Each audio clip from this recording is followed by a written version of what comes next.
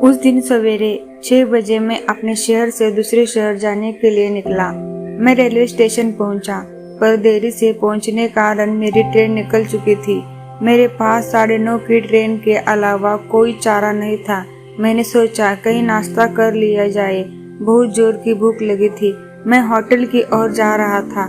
अचानक रास्ते में मेरी नजर फुटपाथ पर बैठे 2 बच्चों पर पड़ी। दोनों लगभग 10-12 साल के रहे होंगे। बच्चों की हालत बहुत खराब हो चुकी थी। कमजोरी के कारण अस्थिपिंजर साफ दिखाई दे रहे थे। वे भूखे लग रहे थे। छोटा बच्चा बड़े को खाने के बारे में कह रहा था। बड़ा उसे चुप कराने की कोशिश कर रहा था। मैं अचानक रुक गया। दौड़ती भागती जिंदगी में यह ठहर से गए जीवन को देख मेरा मन भर आया।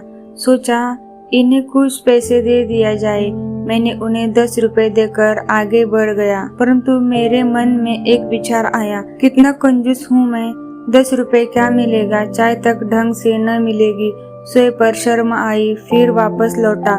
मैंने बच्चों से कहा, कुछ खाओगे? बच्चे थोड़े असमंजस में पड़े।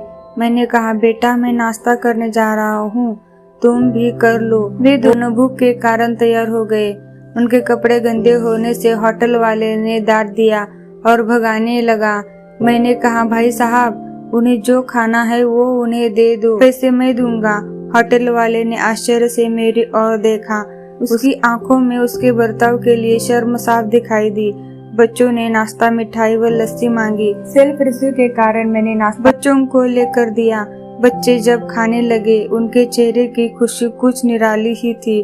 मैंने बच्चों को कहा, बेटा अब जो मैंने तुम्हें पैसे दिया है उसमें 1 रुपए का शैम्पू लेकर हैंड पंप के पास नहा लेना और फिर दोपहर शाम का खाना पास के मंदिर में चलने वाले लंगर में खा लेना। और मैं नाश्ते के पैसे देकर फिर अपनी दौड़ती दिनचर्या की ओर बढ़ गया। वहाँ आसपास के लोग बड़े सम्मान के साथ देख रहे थे। होटल वाले के शब्द आदर में परिवर्तित हो चुके थे। मैं स्टेशन की ओर निकला।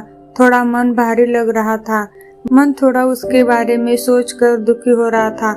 रास्ते में मंदिर आया। मैंने मंदिर की ओर देखा और कहा, हे भगवान आप कहाँ हो?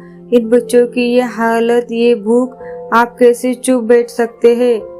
दूसरे ही क्षण मेरे मन में विचार आया, पुत्र अभी तक जो उन्हें नाश्ता दे रहा था वो कौन था? क्या तुम्हें लगता है तुमने वह सब अपनी सोच से किया? मैं स्तब्ध हो गया। मेरे सारे प्रश्न समाप्त हो गए। ऐसा लगा जैसे मैंने ईश्वर से बात की हो।